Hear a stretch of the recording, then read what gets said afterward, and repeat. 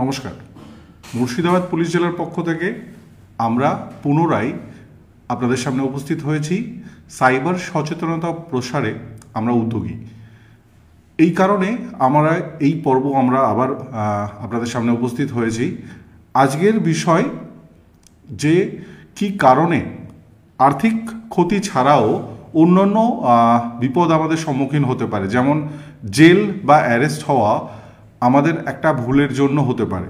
ভুলের জন্য যেমন সাইবার প্রতারণার শিকার হয়ে আমাদের আর্থিক ক্ষতি ঘটে, ঠিক তেমনি ভুল বা না জানার কারণে আমরা জেল বা গ্রেফতার হওয়া এটাও আমাদের জন্য অপেক্ষা করতে পারে। তো কীভাবে আমাদের আগামী দিনে জেল বা গ্রেফতার হওয়া এই বিষয়টা আসতে পারে আমাদের সামনে, সেই বিষয়ে আমরা আলোচনা করি। বিশেষত অর্থের প্রয়োজন প্রায় সকলেরই রয়েছে, আর সেই অর্থের প্রয়োজনে আমরা বিভিন্ন রকম রাস্তা খুঁজতে থাকি যে কোন উপায়ে আরও বেশি একটু আয় বা উপার্জন করা যেতে পারে। আর এই রাস্তা নিয়ে যখন আমরা বিভিন্ন সময় আলোচনা করি তখন দেখা যায় যে কেউ না কেউ আমাদের সামনে বিভিন্ন রকম সাজেশন নিয়ে আসে যে আমার কাছে একটা রাস্তা আছে যার মাধ্যমে আপনি 10-15 হাজার টাকা কিন্তু আপনি পেতে পারেন, বা আমার কাছে এমন রাস্তা আছে যার মাধ্যমে আপনি 20-25-50 হাজার টাকা পর্যন্ত পেতে পারেন। কি রাস্তা? না, আপনি যদি আপনার নামে 4-5টা সিম কার্ড অ্যাক্টিভেট করে আমাকে দেন, তো আমার পরিচিত একজন লোক আছে প্রতি সিম কার্ডে আপনাকে 5,000 টাকা করে দেবে। তো আপনি 5টা সিম কার্ড দিলে আপনি 25,000 টাকা আপনি পেয়ে যাবেন, আপনার অনেক কাজে এসে যাবে।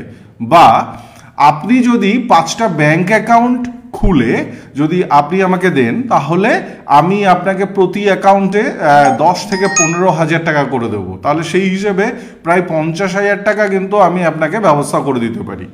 তো এই ধরনের বিভিন্ন প্রলোভন নিয়ে আপনাদের কাছে বেশ কিছু লোক দেখবেন মাঝে মাঝেই উপস্থিত হবে, সে কখনো চায়ের ঠেকে বসে আড্ডা করার সময় হোক বা অন্য কোথাও আলোচনা প্রসঙ্গে।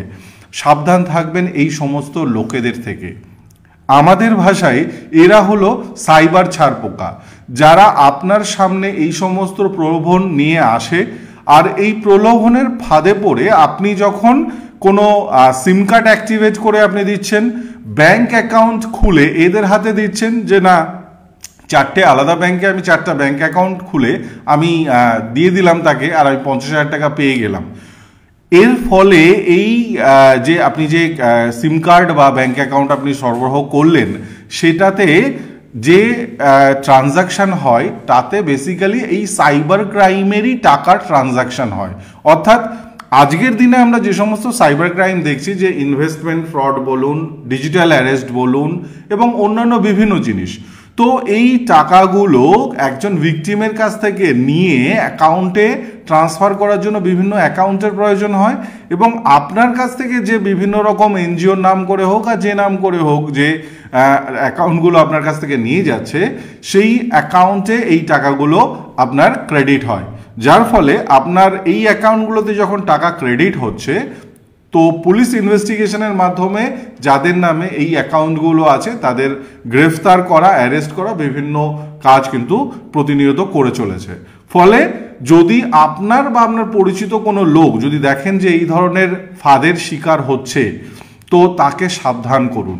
যে আবার অনেক ক্ষেত্রে আমাদের এইভাবেও আমাদের সামনে আসে যে আপনার লোনের প্রয়োজন আছে, কেউ আপনাকে বললো ঠিক আছে আমি আপনার লোনের ব্যবস্থা করে দেবো, আপনি একটা নতুন ব্যাংক অ্যাকাউন্ট খুলুন, খুলে তার এটিএম কার্ড, ইন্টারনেট ব্যাংকিং ইত্যাদি অ্যাক্সেস কোডগুলো আমাকে প্রোভাইড করে দিন, আমি আপনার 2 লাখ টাকা লোনের ব্যবস্থা করে দেবো।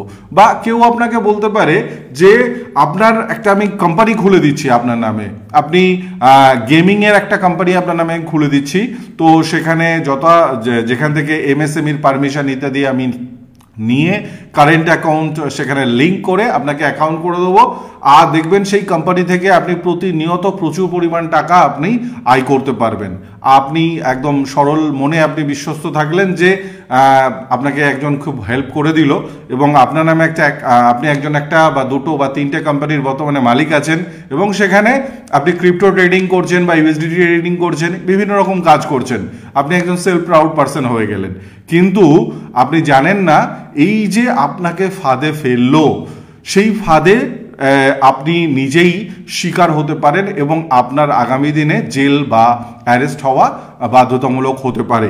বর্তমান দিনে পুলিশ অনেক বেশি অ্যাক্টিভভাবে এই সমস্ত যারা যাদের অ্যাকাউন্টে টাকা যাচ্ছে, যারা এই ধরনের বিভিন্ন রকমভাবে সিম কার্ড সাপ্লাই করছে, তাদের গ্রেফতার করছে।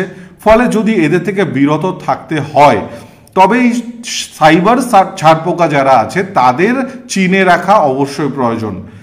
আপনি বা আপনার আশেপাশের লোকজন যারা আমাদের এই পর্বটি দেখছেন তাদের অনুরোধ করব, আপনার পাড়া বা গ্রামে দেখবেন এই ধরনের প্রলোভন নিয়ে যারা বিভিন্ন অ্যাকাউন্ট সংগ্রহ করছে, সিম কার্ড সংগ্রহ করছে, তাদের সম্পর্কে আমাদের এই ডেসক্রিপশনে দেওয়া হেল্পলাইন নাম্বারে আপনি হোয়াটসঅ্যাপ করুন। আমরা কথাটা দিচ্ছি যে আপনার পরিচয় আমরা গোপন রাখব, কিন্তু হ্যাঁ, আপনি যদি আমাদের এই সমস্ত সাইবার ছারপোকা যারা সিম কার্ড সংগ্রহ করছে, যারা ব্যাংক অ্যাকাউন্ট সংগ্রহ করছে, যারা লোন করিয়ে দেব বলে অ্যাকাউন্ট খুলিয়ে নিচ্ছে, তাদের সম্পর্কে তথ্য আমাদের প্রেরণ করেন, তাহলে আমরা আরও সক্রিয়ভাবে এই সমস্ত সাইবার ছারপোকা যারা আছে তাদের দমন করার জন্য পদক্ষেপ নিতে পারবো।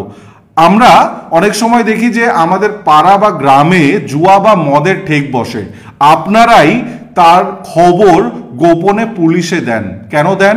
যাতে আপনার পরিবারের বা আপনার কোনো পরিচিত লোকের যেন তাদের ভুল পথে তাদের প্রসার না ঘটে। তো আগামী দিনকে আপনারা যাতে একটা সুস্থ পরিবেশ রাখতে পারেন আপনার গ্রামে, সেই কারণে যাতে সেই জুয়া বা মদের ঠেক বন্ধ হয়, সেই কারণে আপনারা কি করেন, পুলিশকে খবর দেন।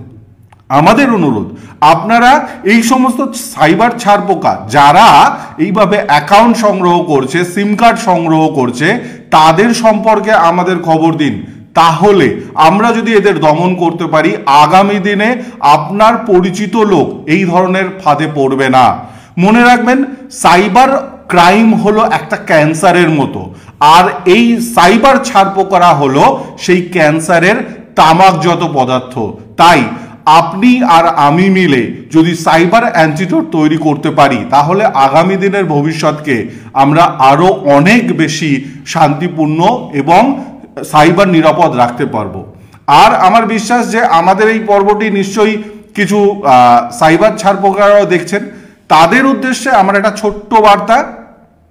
মুর্শিদাবাদে বর্তমানে খুব শীঘ্রই মাল্টি সুপার স্পেশালিটি হসপিটাল তৈরি হতে চলেছে। এই হসপিটালের ডিন শ্রী কুমার সানিরাজ আইপিএস মহাশয়। আমরা board of doctors, soon the red light will glow to indicate that the operation is on. নমস্কার।